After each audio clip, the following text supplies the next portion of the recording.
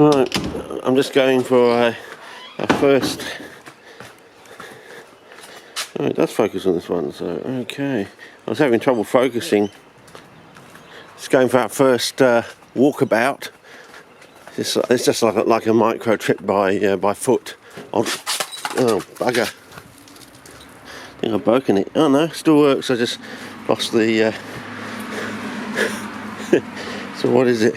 About 1 o'clock, and I'm on Vivid Sunset Glow because I found from the clips I looked back on last night, it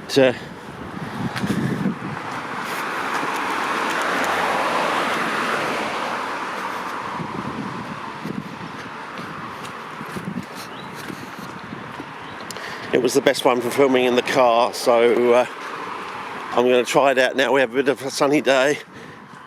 I should actually be going up to the sub-alpine area, but I'm using the Leonardo da Vinci rule of 1 day on, 1 day off sort of thing. So I thought I'd call this one, walkabout number 1, the island.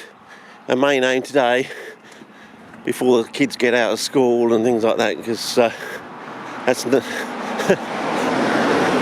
filming around that time is never a good look. So I thought I'd better get it in. And oh, here comes one of these.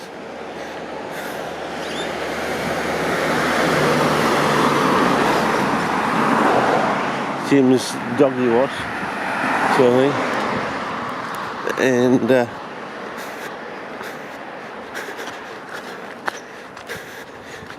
anyway,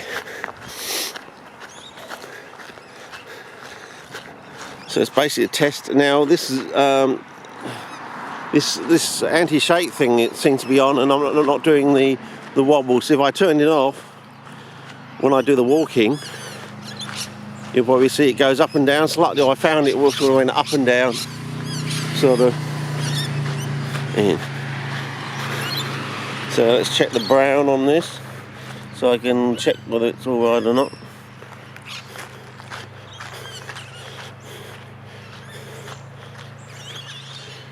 But anyway, as you can see, here's the Sourbriar Creek sort of thing. But in the back in there's a sort of like an island, and it's cut off from the actual creek.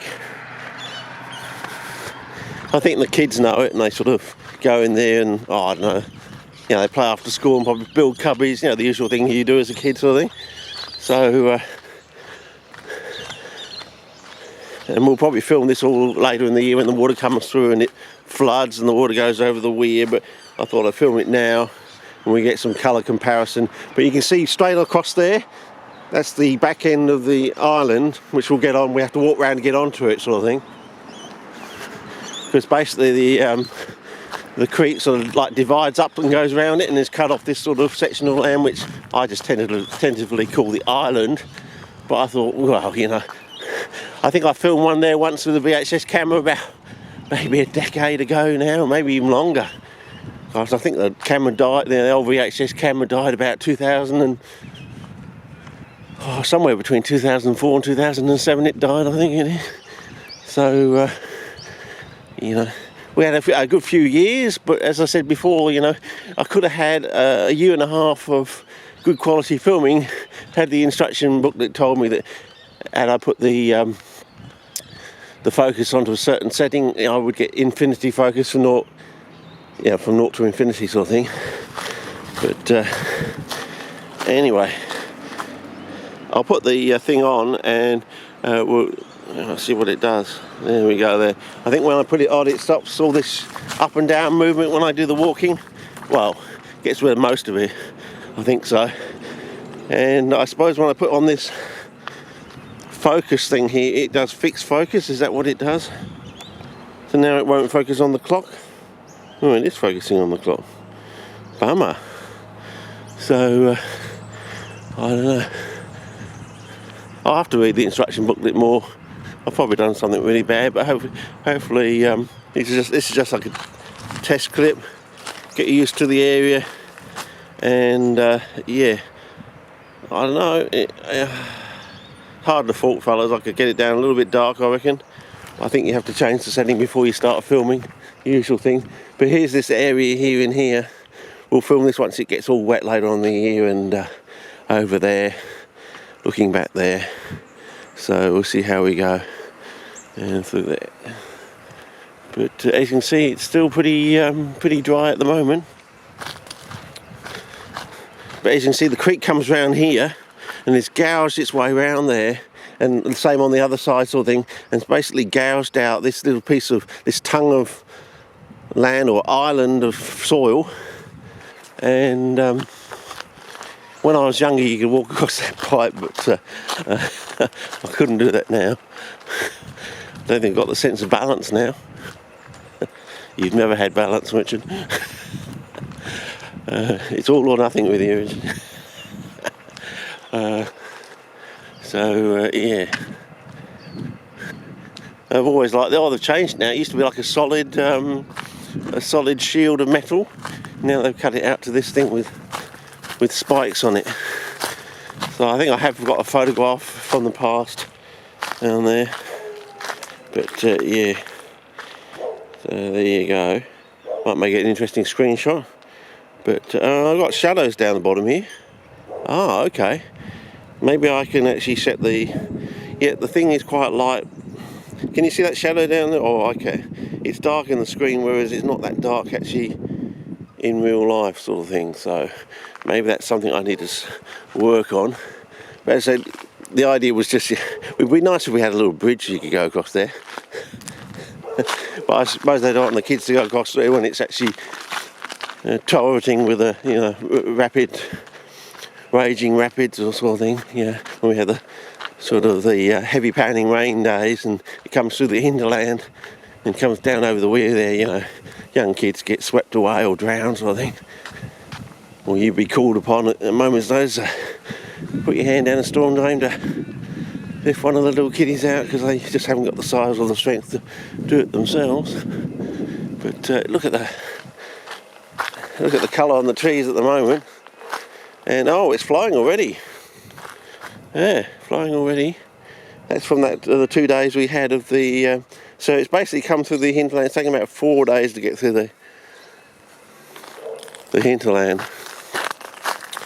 to come down there. So okay, 3 to 4 days, I say.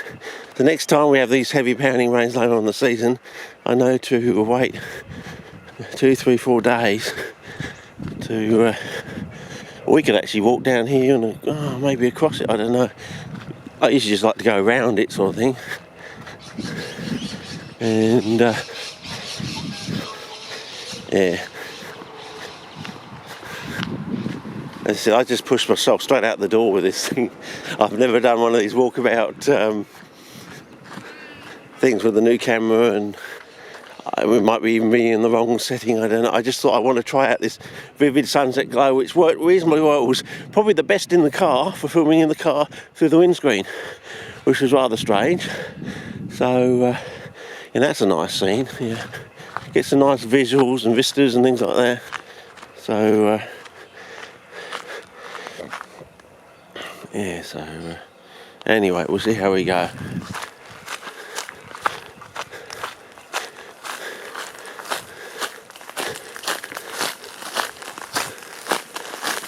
So I think I might make this into we're up to 8 minutes now, so maybe we should start a new clip from. Let's just get to the island section, and then we'll do one more clip walking around the island, I suppose, and maybe one coming off it, sort of thing. So, but as you can see, it looks visually stunning now, and it'll probably even get better to a certain extent once it all wettens up, if that's a phrase. But yeah, and it's taken us barely 10 minutes to walk round and get here, so you know, it's a quick trip.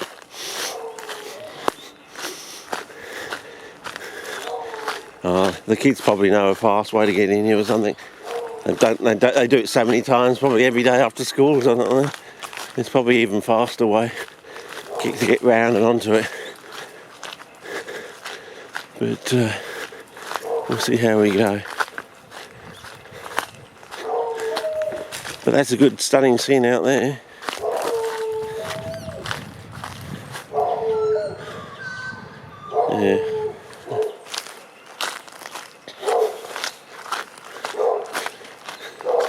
See, it looks in the screen like I have to go closer, but I've noticed when I put it on the 1080p full toggle box, it's like I don't have to now. So, anyway, here's the island. See, there's the other tongue that's cut off with the water on the other side, sort of thing. When we get really heavy rainy years, the La Nina years. And we'll start a new clip from here, I think.